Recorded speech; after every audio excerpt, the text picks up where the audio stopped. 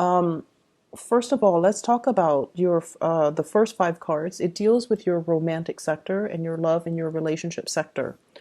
The first card out of the deck is the Two of Wands. So this deals with a relationship. It's a partnership where one person might be separated from another due to life circumstances, due to geographical location changes, due to emotional rifts, such as, a falling out between two people, or even work interfering in a relationship, taking a partner far away from one another. And so I feel this sense of longing, this sense of nostalgia, this sense of missing somebody. And I feel it more coming from your end. You're missing somebody, you're longing for a reunion with somebody, you're longing as well to bring a person into the next phase in your life. So many of you are kind of like, looking out towards the landscape and figuring out, what's our next step? Where are we going to go? Where are we going to move to? What's the best course of action? And then, how can we begin life how do we begin life as a unit? So many of you are thinking about building up a relationship with another person, as well as getting your career, your plans, their career track, their professional plans on track so that the two of you can settle down into the same geographical location. So either way, I sense like immense longing with another person or for another person. For those of you who are dealing with an earth sign, okay, we have here a Taurus, a Virgo, or a Capricorn. And I'm almost sensing like this is an apology. And I don't usually sense that with this energy overall, but I feel like there might have been something said and done between you and this earth sign, Taurus, Virgo, Capricorn, Sun, Moon, or Rising, where old patterns. This is a card about toxicity. This is also a card about being bound to something, being chained to something. And I feel like, if you're dealing with an earth signs are innately very, very stubborn. And their affection, the way they love, the way they give love, and the way in which they express their love is very understated. It's very, I want to say like it's very grounded and it's not spectacle. It's not a spectacle. They don't make out of like the sense of respect they have for other people or people that they're dating. They don't really make a spectacle out of, like a public display of affection. They just do things. They don't really talk about things. So, overall, they're romantic in a very earthy way. And so if you've been longing for more passion, more fireworks, more attention in the relationship, I feel like between you and an earth sign, there might have been a lot of clashes in ideas. You don't bend as a fixed sign, and they don't really bend as an earth sign. So there might have been, patterns of communicating with each other that might not have been healthy, and patterns of relating to one another. One person wants more attention, the other person wants more independence as well. These are issues, security oriented issues that really crept up in the relationship, and it causes a big rift between you and an earth sign. So I feel like because of that, there's an apology coming through where one person wants to make amends, one person wants to kind of make it up to you. And I also feel like it's the energy is sort of like telling you to relinquish, expectations, to get out of these cycles of communication and expectations for one another so that you can begin anew and not deal with this toxic pattern of behaving that can, destabilize the relationship. Okay. In particular, as well, the earth sign that you're dealing with might be going through some type of a financial issue. So they might have they might have been, making a lot of money, and now they're kind of drawing back. They're not able to generate as much income as they're used to. They're questioning as well their financial solvency. So they might be in the red when it comes to their spending. They might also have some issues health issues as well with this devil card, that they're bounded to child support, exes, dealing with alimonies from exes, that they're still trying to work out. And as a result of it, they might not, bring 100% to the table, or they might have to skimp out on what they're bringing to the table now versus back then. So I feel like you're dealing with an earth sign that is managing a lot of the stress and the financial pressures in this relationship. And they could also be the one that's dealing with financial issues on their own end. And as a result of it, they might not have been available to you. They might not have been as generous, and they might not have been able to give their best to you. They're trying to shuffle things around, trying to rearrange, trying to figure out, should I get rid of the car? Should I get rid of that, big screen TV that I only use once a month? Should I get rid of some of the things in my wardrobe? Should I sell them? Should I liquidate them? Should I get rid of some of these rental properties?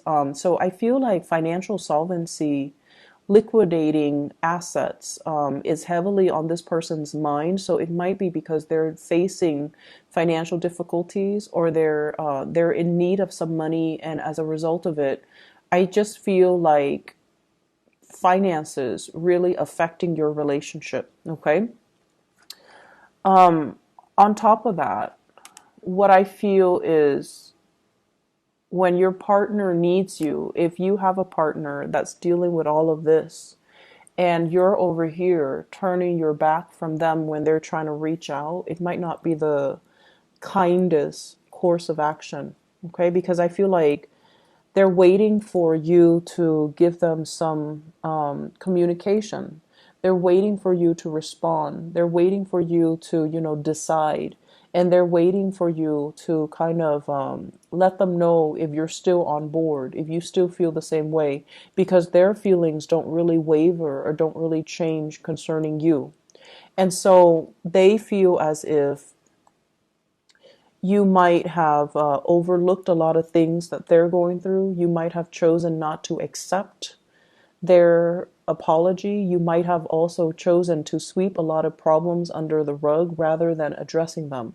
So the way that the spread is laid out, I feel like there needs to be a lot more tenderness and kindness and compassion coming back into this relationship, and really putting yourself in other people's shoes and understanding what they're dealing with, so that you can alleviate some of these worries and anxieties and financial issues for them as well.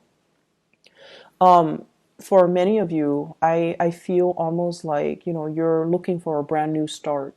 You're looking to relocate. You're looking to move into, possibly from one house to the next. You're looking at your next adventure.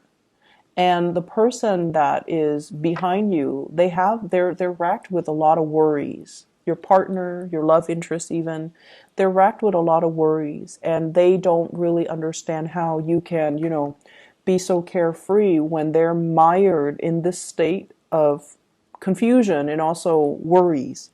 So exercising a lot more understanding and compassion, and being able to talk about these things rather than, sweeping them under the rug or ignoring them.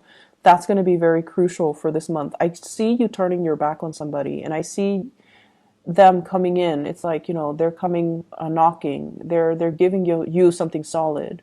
And I feel like you're turning your back on them. So whoever that person is for you, I just feel like if it's a romantic interest, that is somebody who's taking warm interest towards you, or they are trying to make an offer, they're trying to ask you out on a date, it feels almost like they don't really measure up. And so you're very disinterested. Okay, so there's options coming through, but you're not really feeling it, or you're, turning your back on it. So I feel like it could be a person from the past, or it could be like somebody that you feel don't really measure up when it comes to your expectations of what you want your partner to look like.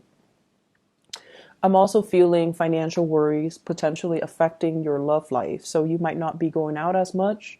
You might not be focused on the relationship sector for this week, mainly because of other things that are on your mind, mainly because you might have applied for work and you're waiting on that. So you're not really spreading your energy outwards. But either way, you do have some good financial offers that are going to be on the table. In terms of other areas of your life, I feel like there is a big spiritual advice coming into the picture. You're getting yourself in a place to achieve stability, okay? The Six of Wands is a major, major achievement card. This indicates to me getting really positive reception in your work environment, being top of your field. I feel many of you have recently published something or sent something out into the world and is getting really positive reception. So if you made a video, it got really, really wide following. If you publish a book, you might be invited to do like a book signing where they choose the venue, you just show up, and lots of people are there to celebrate your achievement. I also feel some of you are at a point where I feel like achievement awards, okay? Some of you could be retiring, and then the company or the organization is throwing you like a lifetime achievement awards party.